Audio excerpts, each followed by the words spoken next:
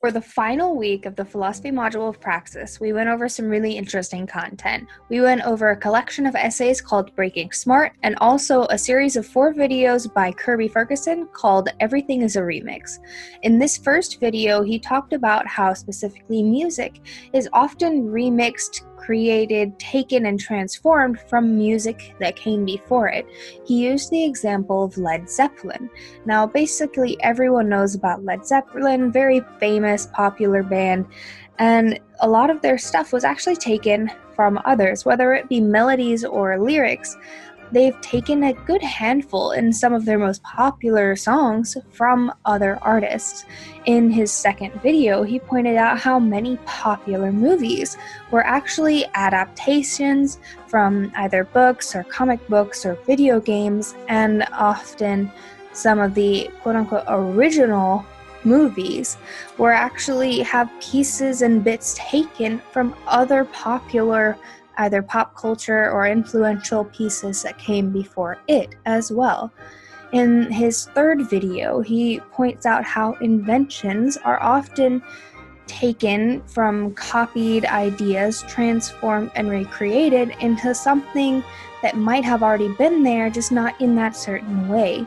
A good example would be the printing press, created by Johann Gutenberg.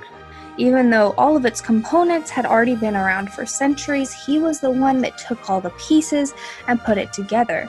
The exact same thing with Henry Ford. The parts were there. He was just the one who took them, put them together, and finally created the invention. Now, with music and pop culture and even inventions, a lot of these things, they kind of feed off of each other. A great piece of work or art or a great invention can often feed or inspire other inventions, which is great for social evolution and the creation of more innovative ways to do things and inventions. But what sparked my ideas the most was the fourth video. The fourth video was when he started talking about intellectual property. And he brought up things like copyrights and patents, and how often when we copy things, we think it's okay, that it's justified. And this is a fallacy if you've seen my second video. But when others copy it, it's not okay. Basically, being a hypocrite is what it is.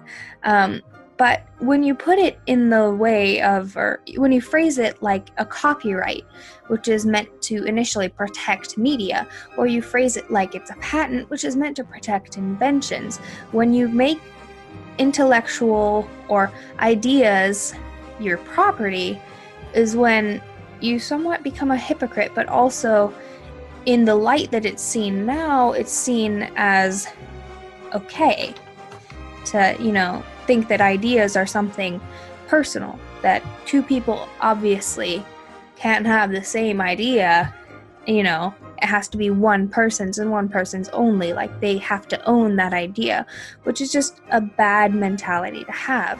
But it's kind of been ingrained in us through laws and policies and government over time.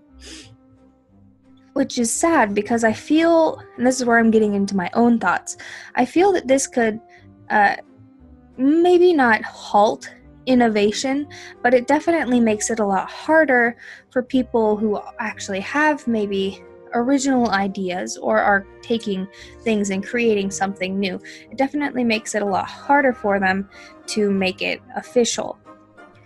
So he brought up a really good formula, which was copy, transform, and combine.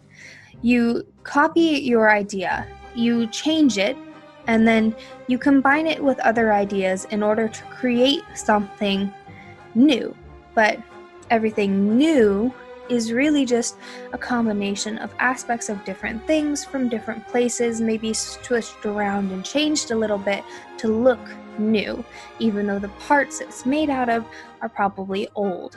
Now, a great example of this is actually Star Wars. George Lucas took many different aspects from many different things, and if you watch the Everything is a Remix video, you'll see what he means by this. And it's a really great example of how you can copy, transform, and combine from different things in order to create something completely new, something that was so popular it is one of the most ingrained in our memories as like pop culture icons of our day.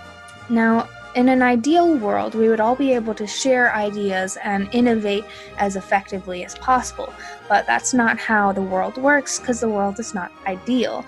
The world we live in is driven by things like money, which is kind of where copyrights and patents came in to protect people's wealth. For instance, if you created the idea, or like for the modern car, you're going to want to capitalize on that. You're going to want to make as much money as possible from it, and you're probably not going to want someone else stealing your idea and possibly making tons of money off of it as well, because that's where the stealing aspect of the intellectual property comes in.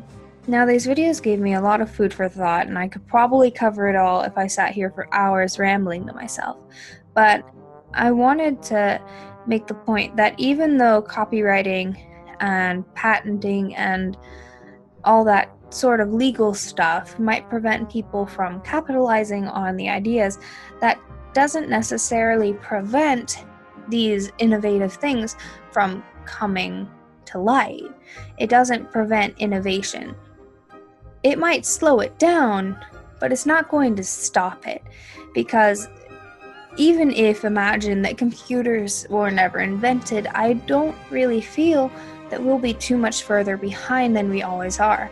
Because even if the Macintosh was never invented, surely someone else was really close behind. It might have taken an extra 2 years or so, but we would have come up with something equally as good.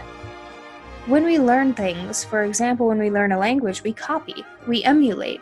So when you learn how to speak English growing up in America, you learn that by hearing people around you. If you grow up somewhere different, you learn a different language because you grow up emulating those around you. That's how we learn, and that's how we end up creating new ideas and innovating. I wanted to close with a quote from Henry Ford. "I invented nothing new. I simply assembled the discoveries of other men behind whom were centuries of work. Had I worked 50 or 10 or even 5 years before, I would have failed. So it is with every new thing. Progress happens when all the factors that make for it are ready, and then it is inevitable. To teach that a comparatively few men are responsible for the greatest forward steps of mankind is the worst sort of nonsense." Henry Ford. Thanks for watching.